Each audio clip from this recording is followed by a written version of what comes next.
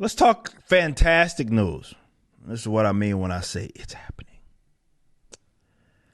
COVID creates a interesting dynamic here because what happens is you're starting to see a lot of conflict between states and the federal government, which is a necessary conflict. Now, I'm going to be completely transparent with you. I'm not one of these, and you should know that because I'm an anarcho-capitalist.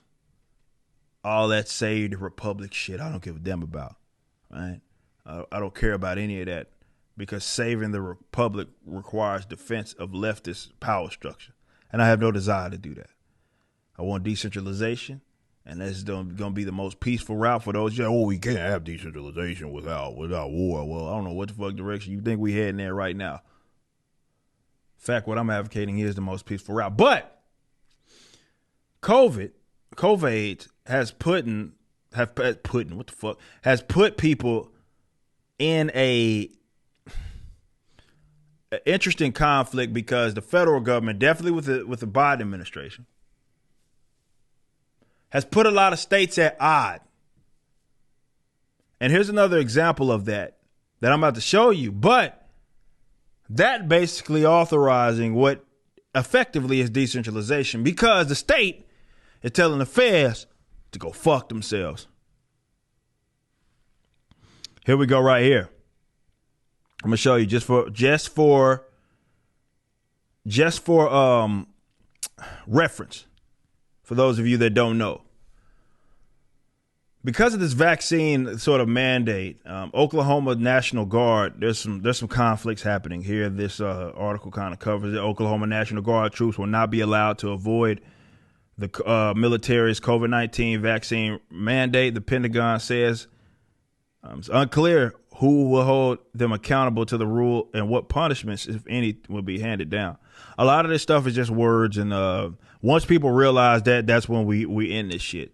But it's just words that they expect you to abide by, and the minute that you don't, they're probably just going to shrug their shoulders because they can't do shit. A Defense Department official on Wednesday reiterated the department's message that it has the authority to mandate vaccine for all troops in the name of medical readiness, response to Oklahoma leaders who have stood firm on their vow that they will not enforce a vaccine mandate for their Guard members. Defense Secretary, Lloyd Austin can establish a medical readiness requirement that applies to members of the National Guard. It could jeopardize their status in the National Guard.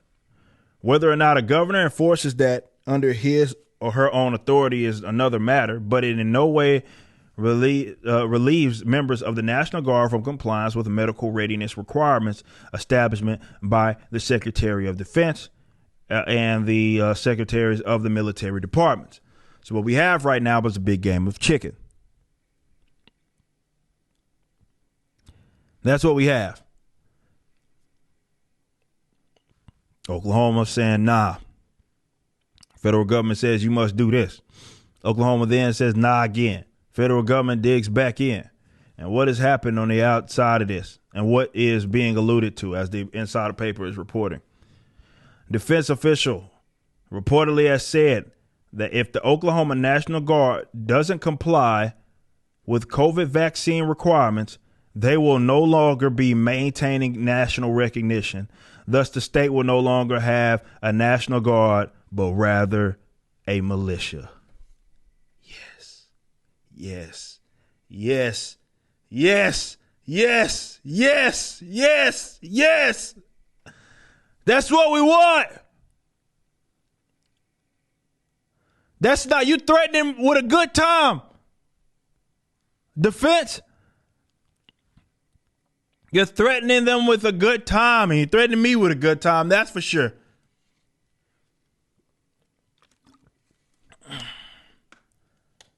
So if anything, the silver lining, I got a white pill, y'all. Now, again, the Protect the Republic types will say, oh, this is terrible. Fuck them. This is fantastic news. States, look, I've said this before. There's a difference between country and state.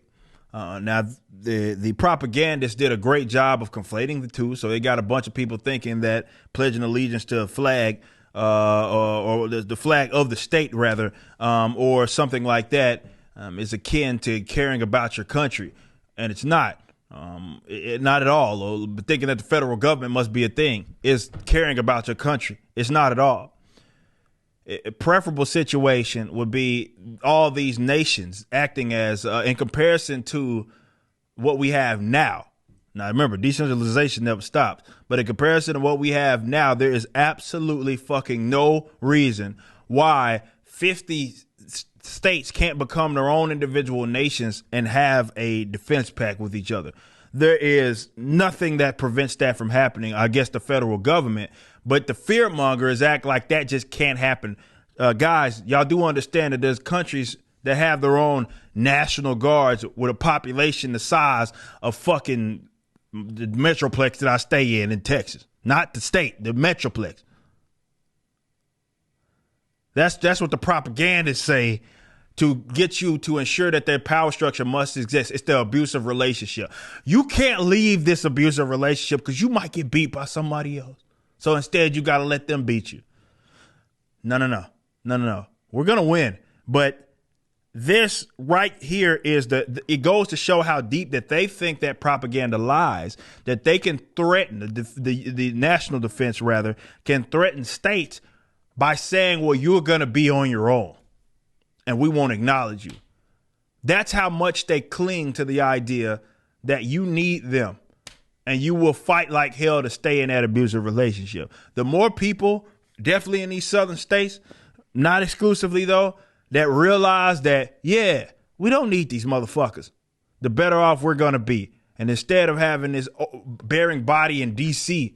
with a bunch of people that are on crack, making rules and laws on your behalf, and it impacts the entire geographical area of 300 something million people, that doesn't have to be a thing. It just only is. So keep it up, Oklahoma. Stay your ground.